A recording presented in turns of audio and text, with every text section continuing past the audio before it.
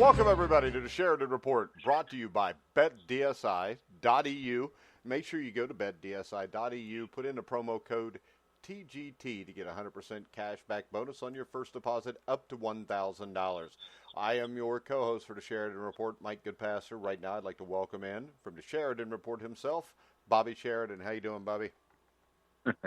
I'm doing good, Mike, and I might be bitter, Bobby, this morning. It's 11:55, so it's still officially morning here on the West Coast. Bitter, Bobby. Doesn't look at stats too much. But I went back, Mike, and over the last 16 days, we've blown 13 leads on our plays from the seventh inning or beyond. And we've only had 2 comebacks in that time. So you're looking at a minus 11 bets, which who knows how much money that is, right? Yeah. We've hit 2 out of 3. That's on our straight bets. We've hit 2 out of 3. 70% of all days we've released mix and match, 3 games, mix and match. We've hit 2 out of 3 exactly. That's 67%. That's not bad. But the way we're utilizing these picks, that's still okay. You know, you mix them in with other plays. The other plays are not, if they're not hitting, if they're going down with some bad luck. What I'm trying to say, Mike, is we're in a rut right now with some bad breaks and not being able to complete our 3-teamer. You know, last night we had the Padres with a lead in the 6th inning. That didn't fall into the 7th inning category, but in the 6th inning, blown. So we're hoping to bounce back. The Raptors 6-point lead with 2 minutes left. That was a tough pill to swallow. We've got a lot of our people have a lot of bets on the plus 255, including you and I. So, you know, we got to turn around this fortune. And the listeners will probably feel really good that, all right, one of our games on the mix and match was Cleveland. So they're down 4-1, unless we get a rare comeback win, which happens against us, but never for us. So if we get a rare comeback win, then don't listen to what I'm going to tell you. But if they lose, then you know you're in great shape to hit the other 2. Because we're king at 2. We're king at 2 out of 3. So let's give you the other 2, Mike. And I'm glad you laughed. Thank you for that. That makes me feel good. The Cubs at noon. I've got it at 12:10, but actually that might not be the right time. I might have listed the wrong time. No, it is 12:10. Okay, good. So we got the Cubs coming up at 12:10 Pacific, 3:10. That's in 15 minutes. That's one of our mix and matches with Hamill on the mound.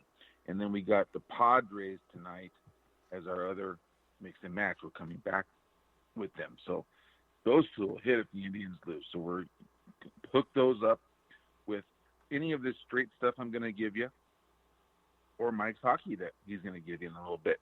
So the straight stuff, let me go over 2 of them. I'll give you the top play, and I'll give you one of the other 2 sides. And the first side I'll give you will be at 5:15 Pacific. That's the Tigers, and that's a pretty good line. I really like the number here. The Tigers are currently roughly about 125, so that came down 5 cents. It was 130 when I put it in. So that's Daniel Norris against Danny Duffy. Now these 2 guys are basically the same. If you look at their numbers and you look at their metrics, you know, whatever stats you like to use to evaluate the first game. Remember that 6 innings is the first game. These are similar teams, similar status in the AL Central, and very similar numbers from their starting pitchers. So it's going to come down to, okay, the number, plus 125, we like that. The starting pitcher matchup, I think I can win, even though it's very similar. The reason is because Daniel Norris, in 4 out of his last 5 starts for the Tigers, he's allowed 1 walk or less. Kansas City's Danny Duffy, in 3 of his last 4 starts, he's allowed 2 walks or more. So in today's home run, winner-take-all, the walk category I'm seeing as I'm looking at these numbers across the league are just like they've always been in baseball, which is a rarity because nothing else is the same as it ever used to be. But allowing walks still will hurt you because the home run ball now instead of a run is 3 runs. Instead of 2 runs is 3 runs. And, you know, walks are still not good. Danny Duffy walks people. Norris doesn't. Maybe we can have the lead through 6. maybe hold on. I don't know. I mean, we don't, but most people hold on with the league going into the 7th and 8th. And then the other game, Mike, this will be the top play, and that's the Baltimore Orioles. The Orioles and Blue Jays, again, similar teams again, as we just talked about, except these are in the AL East. Baltimore's playing just a tad bit better ball. You know, the Blue Jays have lost, I believe, 5 in a row. David Hess has gone, and these two pitchers are similar too, because none of them have done anything. I don't even know how they have jobs. Edwin Jackson's on his 14th team, and he's not had a quality start with Toronto, yet he gets the ball. What does that tell you? Okay, Toronto might have some good arms in the farm system, but they're not ready to bring up. It's a losing season. You don't want to rush people, so you just plug in an Edwin Jackson. He's terrible. You look at David Hess, who going into the year wasn't terrible, but he's been terrible. He had his first quality start in almost 2 months, and this was his last start at Texas, which was 6 in the 3rd innings, 3 runs allowed. So let's build off of that. That gives Baltimore an edge, right? Let's also look at the fact that David Hess' career versus Toronto is 3-1 with a 1-something ERA. So he faces well against Toronto. And then lastly, Baltimore is just slightly better with their offensive numbers and their home numbers than Toronto. So I think Baltimore's got an edge. And so do the handicappers, because they opened up plus 102 somehow, as if anybody could lay money on the road with Edwin Jackson, with a team that's the worst batting average in the league, Toronto. That was a horrible opening line. Now it's flipped to where Baltimore's the favorite. So you can go with it, lay the 112, or mix and match it with my other two, which are going to hit if Cleveland loses. And then you've got Mike's hockey coming up. So there's the baseball, bitter Bobby. Let's see if he can be happy Bobby tomorrow. And let's go on to Mike's hockey, which I'm going to roll it to you, Mike. The Blues plus 160, Austin minus 185. You're at 8:08 Eastern. What do you got for us? I'm going to go with the Blues. I picked them many weeks ago. I'm going to stay with it. I think the Blues get this done tonight. I think that the history of the Stanley Cup Finals, Game 7, I think the home team's like 12-4, but the last 2 Game 7s in 2009 Detroit-Pittsburgh and 2011 with Boston-Vancouver, the away team won. I think, as I've said before, that I just think that the Blues are a better road team because of the way they play the game, and I think the Blues win Game 7 tonight. Oh, Mike, that's good info on that last 2. And you're right. You have picked the Blues all along. You've been all over them, and you've been great on the NHL. Love the plus 160. Let's hope for a nice winner there, Mike. That's going to be a great one to watch. So I'll just die with them. You get it? And we got basketball tomorrow. You know, we got a road team that we're going to be on tomorrow, too, with the Raptors as a small. Let's go over the price on that. As we speak, I think it's down to, 3 most places, 2.5. All right. Right now we got 2.5 Warriors. So the value is not necessarily there with Toronto, but I think we're down to the point in the season, or I should say the point in the series, where I don't think value means anything. Both home teams are going to be about 2.5, and it's a pick 'em. What happens from here? I mean, the Warriors hit 23s, and they're not going to lose hitting 23s on the road. They almost did, because the Raptors, they brought it. I mean, they played a good fourth quarter. But they bogged down. The last 2 minutes, their offense, that cost them the game. That can't happen. The Warriors came away with that win, but it doesn't mean anything. They've lost 2 in a row to Toronto at home. They're 3-7 in their last 10 against the points at home in the playoffs. You know, Toronto's got to still the favorite in this series because they've got to win only one of the next 2. They've got Game 7 in their back pocket at home. You know, if Warriors hit 20 more threes, then okay, we go to Game 7. And if they don't, then Toronto's probably slightly better team.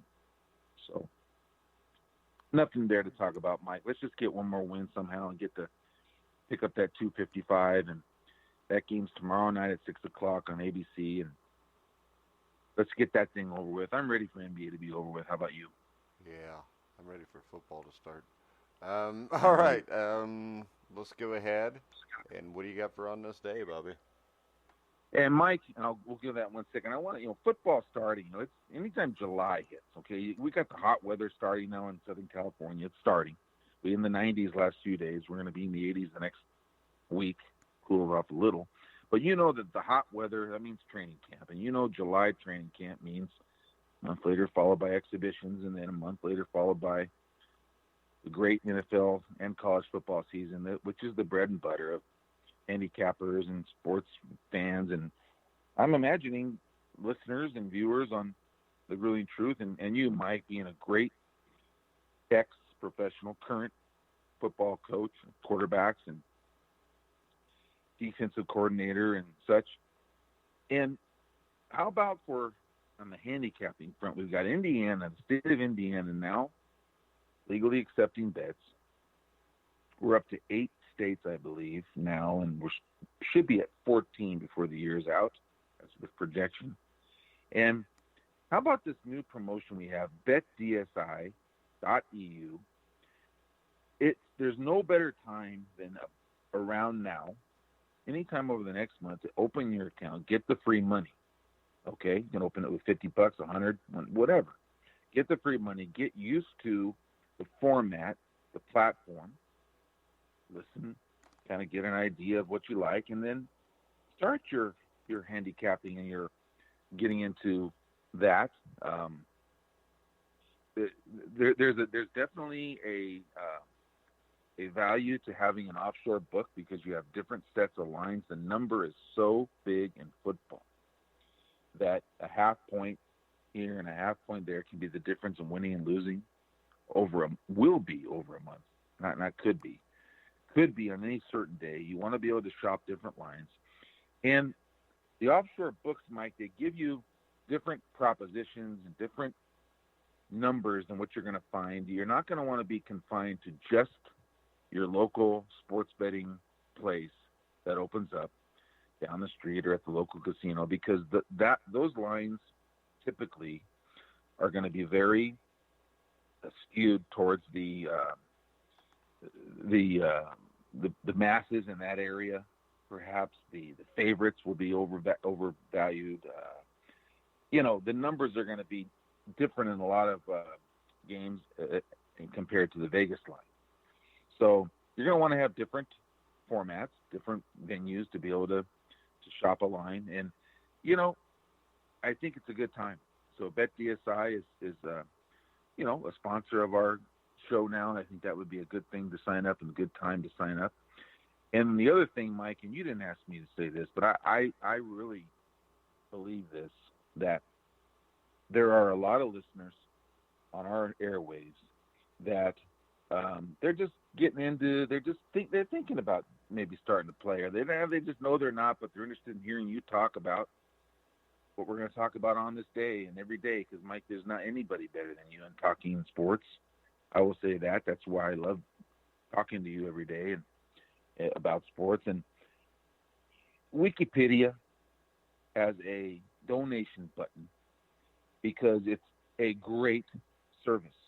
We all use Wikipedia. And for the 1,000 people listening live to this show, and the 7,000 or 8,000 that'll listen before the week's gone, and then surviving advance numbers that are there, and the inside boxing, there's a lot of people that are sitting around kicking the tires that love listening. But, we don't have any sponsors. We don't have very many sponsors, just very few. And I really feel like if anybody listening enjoys the content they hear on this radio show, and Mike, I do this because you're so humble, you'll never will. I do this for you, just like Wikipedia. If everybody listening gave $5 once every 6 months, once every 4 months, that would keep the airwaves going.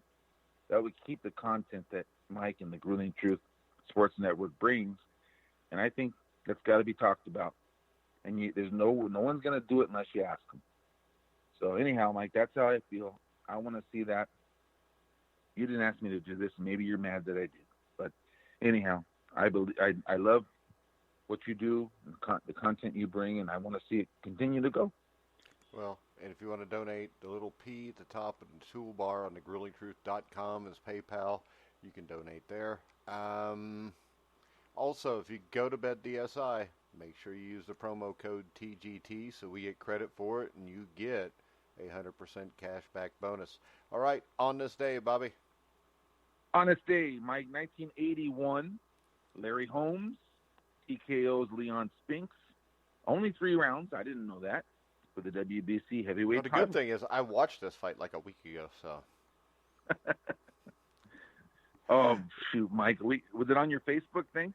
Not yet. It will be at some point, but tonight you can watch. What do we got coming up tonight? Actually, the 1979 NBA All-Star Game was on a few hours ago. You can still pick that there. We've got Rocky Lockridge versus Julio Cesar Chavez tonight. And we will have another fight, too. I just haven't made up my mind what to put up yet. You can check out college football games from the past. We're going to have Ray Robinson against Randy Turpin tonight, too. Nowhere else can you see that. We're going to go ahead and we're going to talk a little Larry Holmes, Leon Spinks. Holmes, we talked about this the other day with his win over Ken Norton, which you can find on the Facebook page because it was put in its entirety up last night. We got like 3,000 or 4,000 viewers already on it. But he beats Ken Norton. He beats Alfredo Evangelista, who everybody beats, Ozzy Ocasio. He fights Mike Weaver, Madison Square Garden. Weaver was a huge underdog. He gets hurt by Weaver, knocked down by Weaver, comes back to win. He fights Ernie Shavers. Gets knocked down, gets up and wins. Then he fights Lorenzo Zanon, Leroy Jones, Scott Ledoux, and, of course, the fateful fight against Muhammad Ali.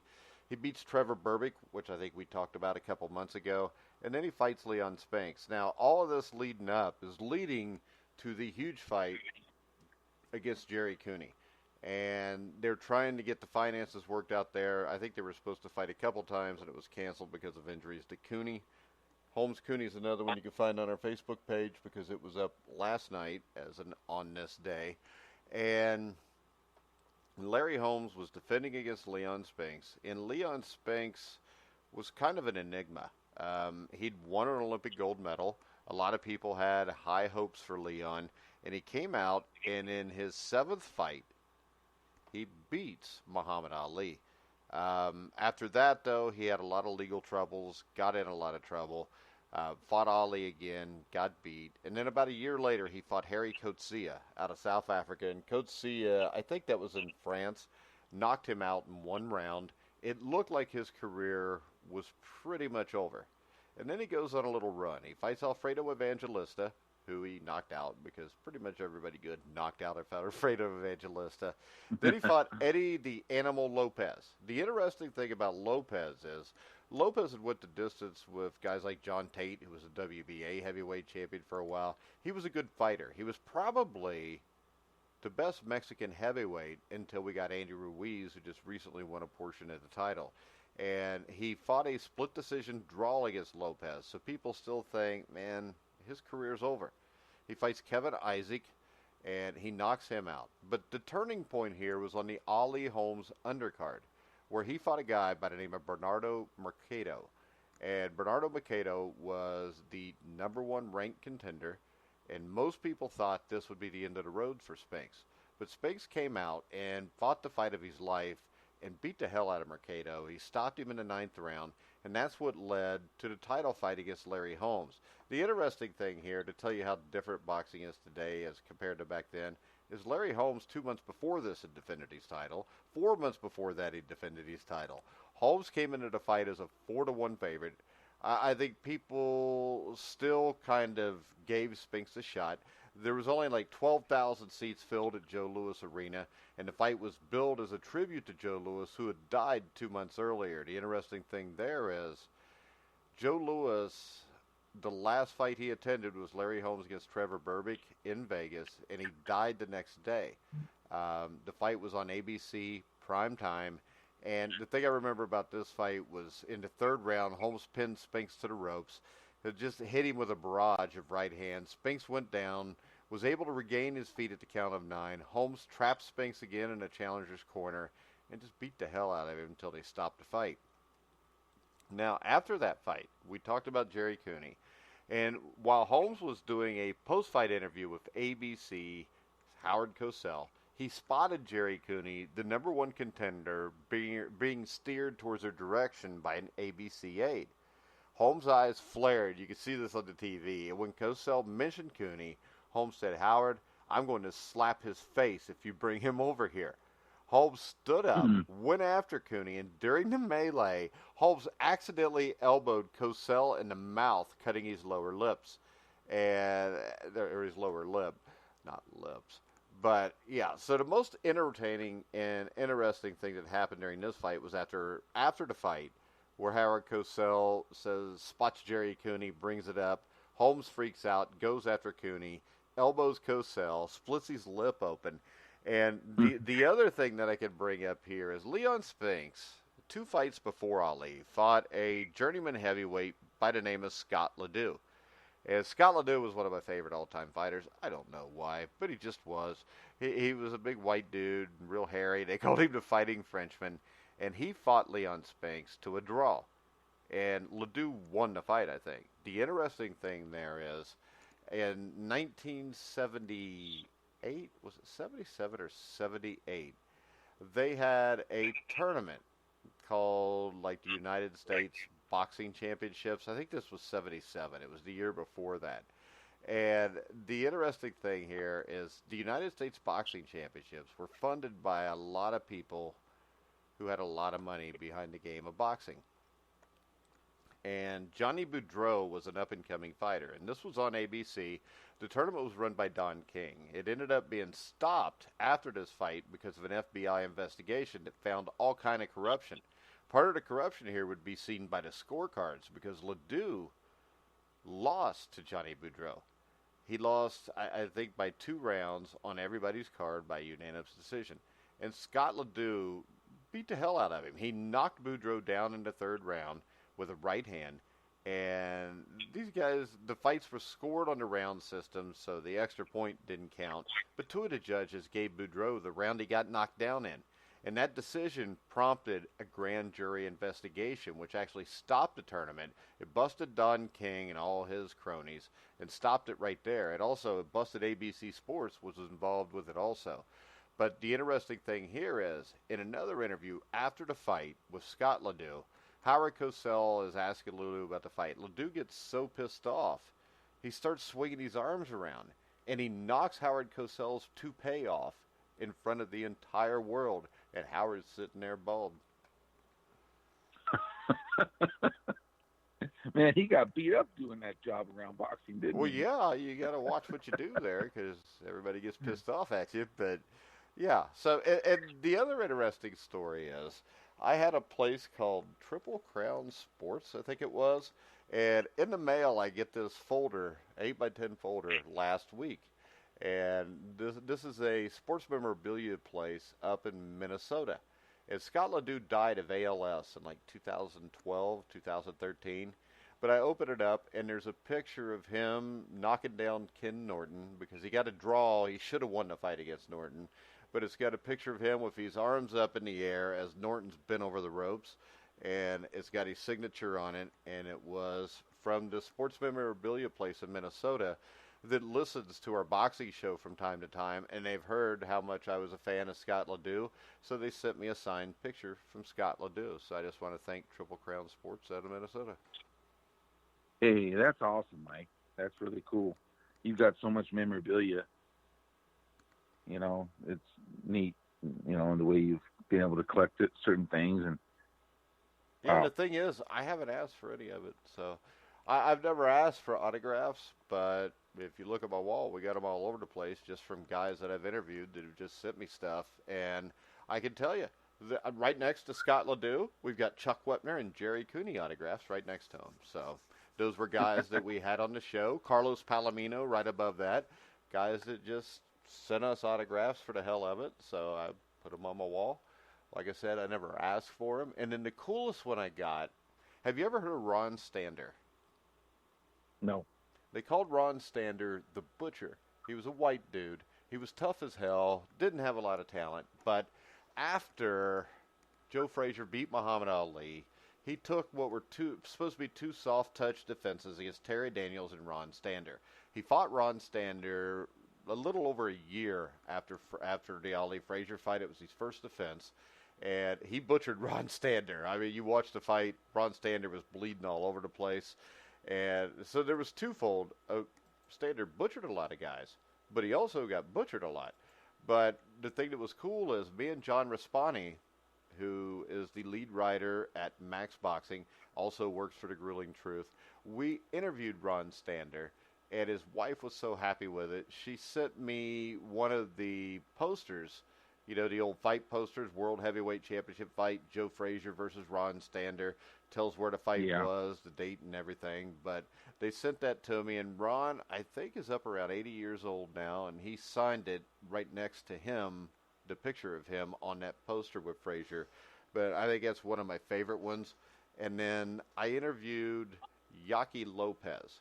Yaki Lopez was one of my favorite fighters when I was younger also.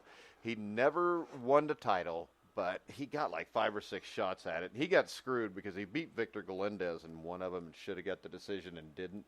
But I got to interview him, and I interviewed him like Christmas Eve or New Year's Eve, like 2 years ago.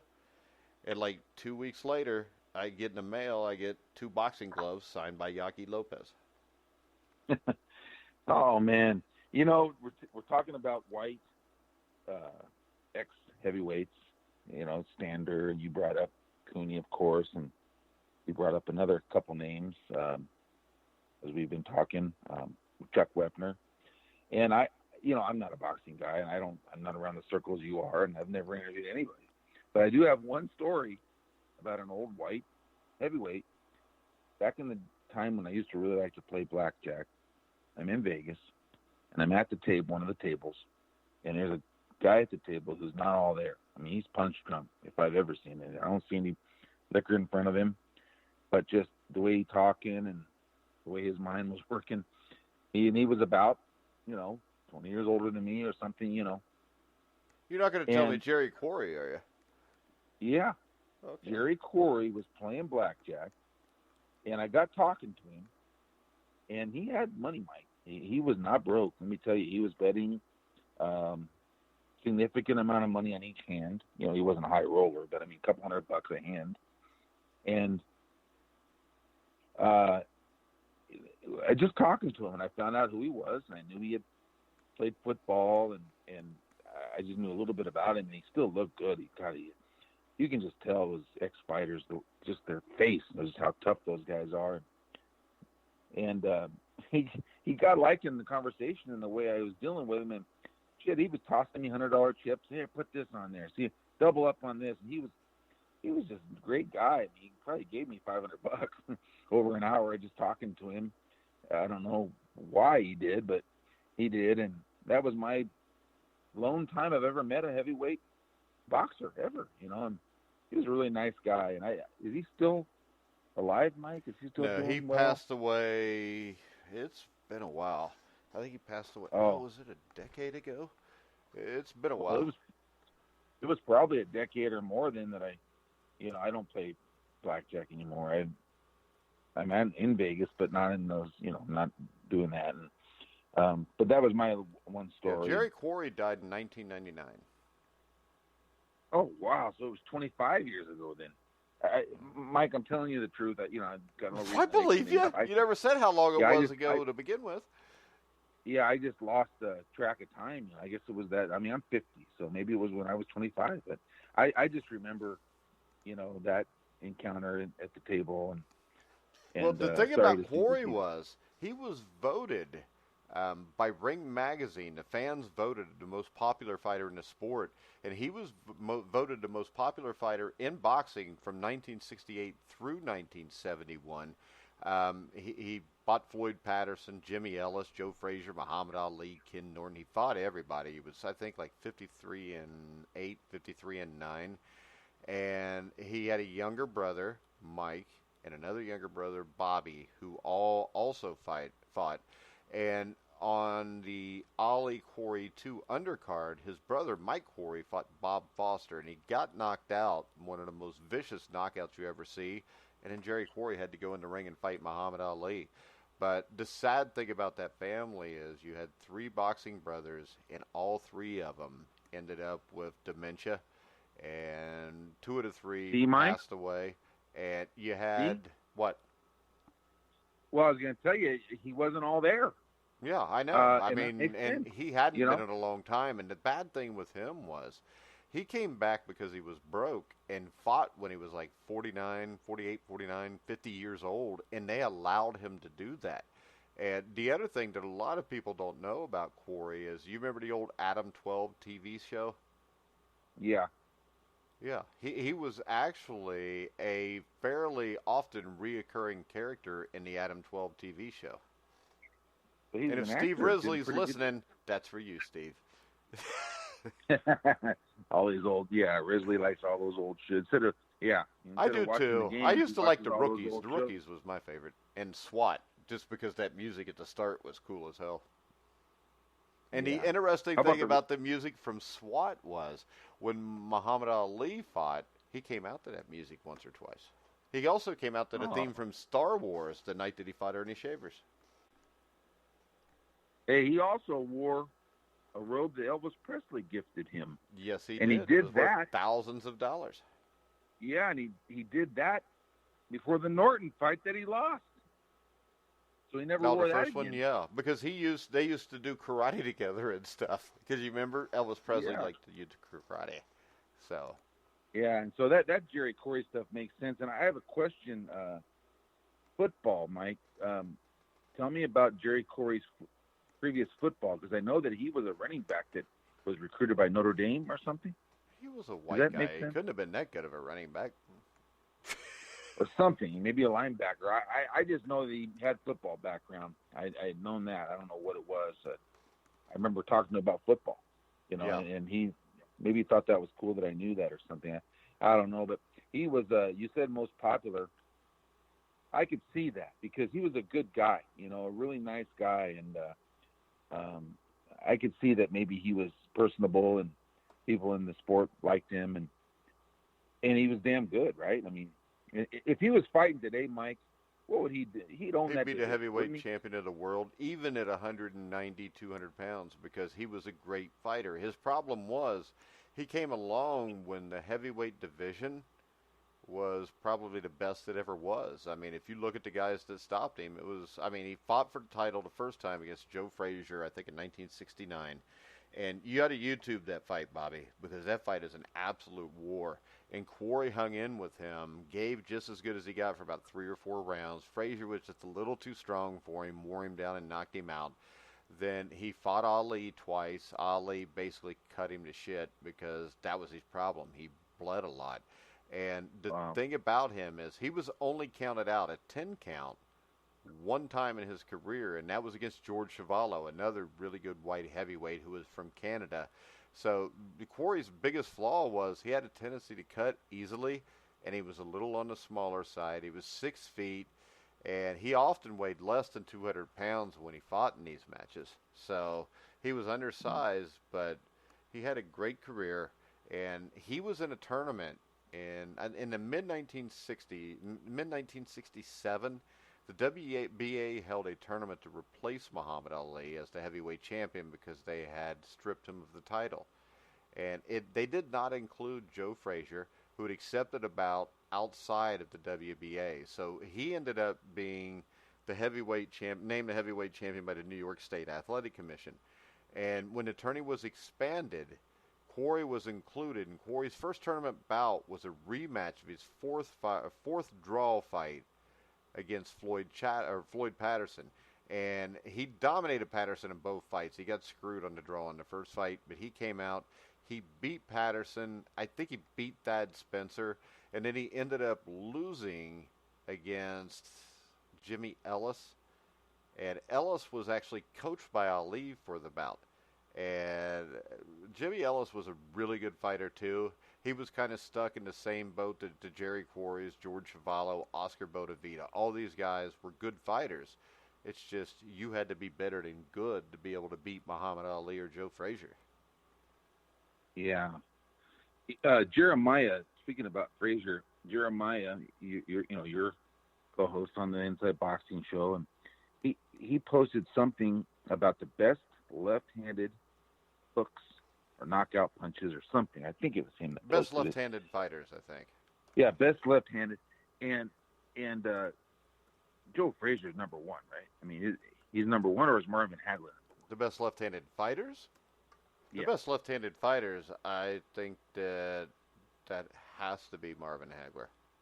Marvin Hagler was, you got to remember, Marvin Hagler was the one and only middleweight champion from 1980 all the way up until 1987. And Joe Frazier, the problem is this: Ali and Frazier kind of ruined each other, I think, because Frazier was never the same after the first Ali fight, and most people thought that Ali was just fighting Frazier a third time just to make a bunch of money, because nobody really thought Frazier had anything left. And Ali had beaten Frazier fairly easily in their second fight in 1974, and then he upset Foreman, and then he gave Frazier a shot. Most people thought that Ali wasn't expecting what happened, which was one of the greatest fights in the history of boxing, the Thrill of Manila. And then Joe basically finished his career up right after that he fought a rematch with George Foreman. I think that was in New Jersey, and Foreman knocked him out in the sixth round. He retired. But the interesting thing is with these guys, they disliked each other so much that Ali came back in October of 1980 and fought Larry Holmes for the heavyweight championship of the world. Now, like a week before that, I think it was either a week before or a week after, around that time, what you had was Joe Frazier came back also. And the whole rumor at that time was they were going to fight each other a fourth time if Ali would have upset Holmes and Frazier would have beat Floyd Jumbo Cummings, who he ended up fighting. Now, neither one of them were what they used to be, and I think what you ended up with, Ali got destroyed. Frazier got a gift draw against Floyd Jumbo Cummings, who wasn't even a ranked heavyweight; he was just a journeyman.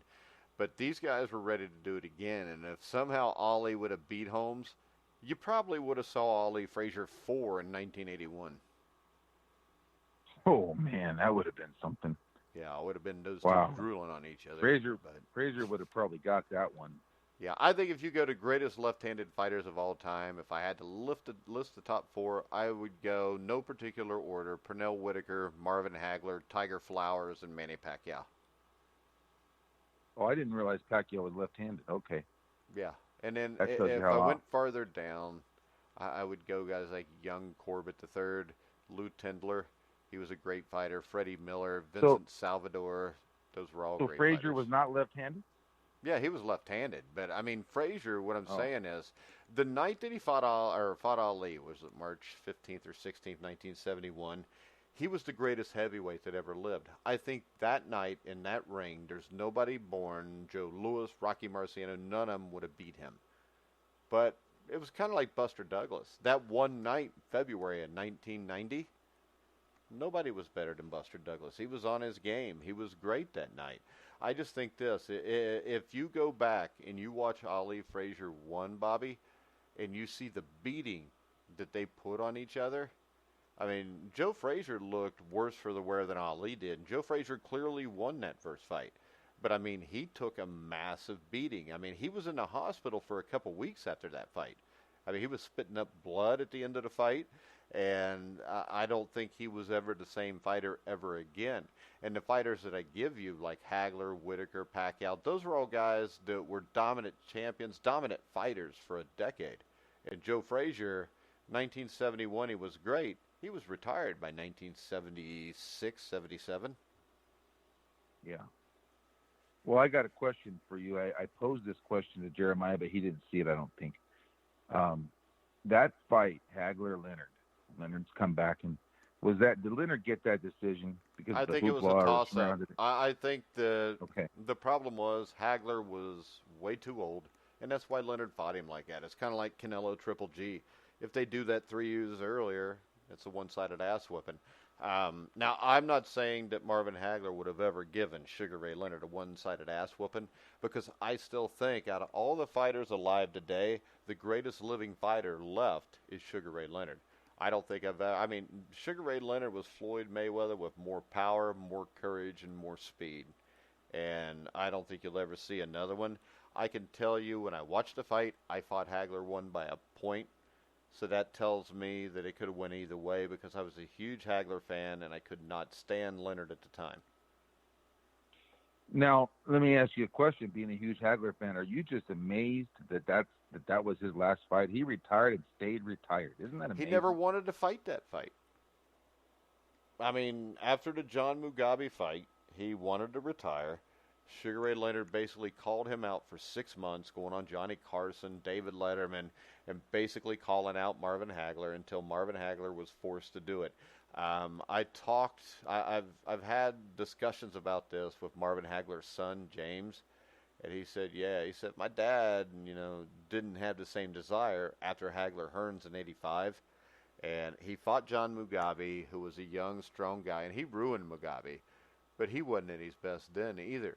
So when you look at it, I don't think he fought a rematch, because I don't think he wanted to fight the first fight anyways, because he knew that he was not what he once was. But in the end, they offered him so much money, he couldn't really turn it down. And he didn't ask for the rematch, but what he did do is he left the country. I mean, he moved to Italy, became an actor, and just stayed over there. I think he stayed over there to keep the temptation of a rematch from coming up, because, let's face it, in a rematch, he's only going to be older. Is he still alive, Mike? Yeah, he's still alive. He's doing well, too. Very good. That's because he beat everybody's ass and took very few punches to the head. Wow. I mean, because that's a guy that... They said he gave away a round. Huh? They said he gave away a round or two early in the Leonard fight. He gave away the first 4 rounds in that fight. That's what killed him. Right? Yeah, because he just followed him. And the thing that's sad is most people believe that meant that Hagler couldn't fight boxers, because when he moved, he just followed Leonard around the ring. But the thing about Marvin Hagler, in his prime, like 1985 against Tommy Hearns, Hearns came out to fight him, yes, but Hearns would have had to, because the way Hagler could cut off the ring was unparalleled. But then when he got older, he's just chasing, because when you get older, shit don't work the way it used to. So it's just sad that the fight didn't happen in 1982. And even if the fight happens in 1982, I think Sugar Ray Leonard was such a great fighter that it would have been competitive. I think Hagler beats him in 82, but I still think it's a close fight. And I thought Hagler won that fight, but I've come to the grips of reality that Hagler was one of my favorite fighters ever. Leonard wasn't, so I'm biased when I score that fight. Yeah. Well, speaking of getting older, speaking of white guys, boxing, and speaking of getting older, and David Letterman, there's a guy I follow on Twitter. He's a nice guy, friends with him, Daniel Oakes. He posted something that was so funny about Letterman. Letterman came out and blasted Trump, because he had Trump on his show 30 times. Yeah. 30 times. And they said, I guess Trump, he said he never, the comment he made about him here recently was I forgot the words he used, but, same old thing, how Trump's just out there and just full of it and psychotic, something like that. But, 30 times he had him on his show. But the point is, they showed a picture of Letterman. He looks like Santa Claus. Oh, yeah, I've seen that. Because he does like a Netflix show now, or he did for a while. I didn't know that. And the funniest thing, do you remember Terry Forster? Yeah. Yeah, remember when Terry Forster and David Letterman had a big thing going on because Letterman called Forster a big fat tub of goo on his show? Right, a big fat tub of goo, and Forster would eat pizzas down in the bullpen, and that's when baseball was great. Yeah, but I just remember the relationship ended up with Terry Forster being on his show a bunch of times, so it worked out good for him. But I remember they would show him. I think the relationship began when Letterman was watching a Braves game on television, and the cameras caught Forster sitting in the bullpen. And this was during, I mean, like a live broadcast at NBC in 1985, June of 85. Because I couldn't stay up and watch it because I had school the next day, but I used the VCR. I'd watch it the next day. And Forrester was listed as 220 pounds, but he had to be pushing 300. And Letterman referred to Forrester as the fattest man in professional sports and called him a fat tub of goo. Later apologized on air, invited Forrester to be on, but for some reason that popped into my head because since you're a baseball guy, when you started talking about Letterman, I thought you might go to Terry Forster route. Yeah, I went to Trump instead because that was on the Twitter today. But baseball is notorious height and weight, and it lasts forever. That's every sport. Updated. Oh, is it? Because height and weight is what you signed at. So Terry Forster, I'm sure he signed at 6'1", 220, but by the time he's in the Braves, he's 6'1", 280. I mean, that's what he was. There's no doubt. David Wells, a lot of those guys. Well, you don't have to be in the greatest shape, I guess, to throw baseball. No, not necessarily. Yeah, Cecil Fielder at first base. You can be the pitcher or play first base, I guess. Yeah. Well, look at Vladimir Guerrero's son. I mean, he's pretty heavy, and he's really young, and he's a great young hitter. But somebody made a comment about him. He's already slow. And he's only 21 years old. I mean, this guy's going to be just a slug. But he'll hit 40. He better hit dingers then, because if he ain't, they don't need a slug. Well, everybody hits dingers, Mike. I mean, that's not even hard to do anymore. Everybody does. Everybody's a home run hitter in every lineup. I mean, the freaking game today started out home run, the Reds. Yesterday there were 4 straight. I forgot what game that was. Somebody hit 4 straight, and the night before that, I think hit 3 straight. This steroid baseball is just out of control. Anyhow, that's another subject. Good job, Mike. I mean, good stuff, Mike. I should say it's always a good job when you're talking sports.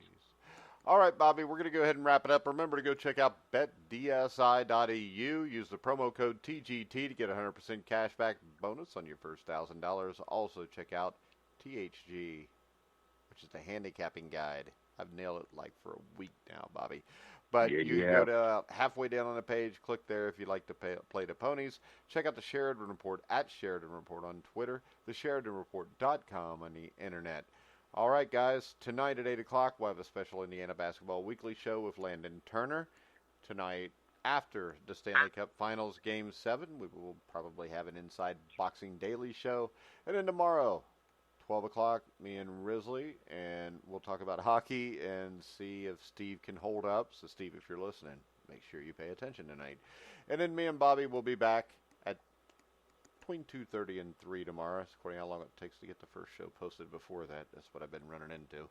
But we will be back tomorrow. Make sure you check us out. I want to thank everybody for listening. You can hear all of our shows on iHeartRadio, iTunes, TuneIn, Spreaker, Stitcher, Spotify.